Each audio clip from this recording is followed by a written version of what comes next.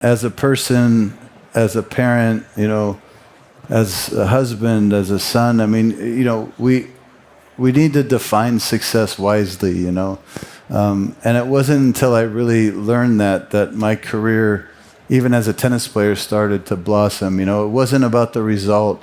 It was about the process for me getting better, being the most of myself on a daily basis. And once I started to not get distracted with winning and losing, not having my identity tied up in the result, it really freed me up as a player to achieve a lot more, So at this stage in life, I get to play, and that's how I look at life, It's like we grow up to be childlike, right? Which means to be present in the moment, to play, to be curious, to solve some problems, and I'm doing that through education. And so success for me is being fully alive, fully human.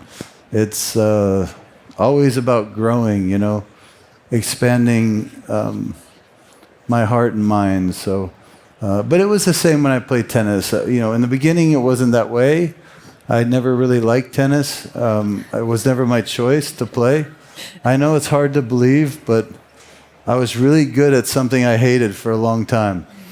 And it wasn't until I went to the top and I fell all the way to the bottom that I had to find my reason. So it's been a lot of life. Well, we want to talk a bit about your life, and as you just mentioned, we can talk a little bit about the early start. I mean, it was very successful, as you just said. You finished your first season in 1986 as the world's 91, and then within 2 years, you climbed up to being the world's number 3 as a 18-year-old, I think it was, right? Which is quite successful. Was success something different back then for you? Well, listen, success was getting out of my environment, right? When I was 13 years old, my father sent me to a tennis academy in Florida. So this was no adult supervision. It was like teenagers raising each other, right? It was Lord of the Flies with forehands and backhands. And I was very, I was very disconnected with the life I was living. And the only way out was to succeed. So success then, it meant paying your own bills and, being free. Yeah, just being free, but yet there was nothing else to do but play tennis. So I went from one set of circumstances to a world stage. So not knowing who I was, not knowing what I wanted. So there was a lot of rebellion in my life, and the rebellion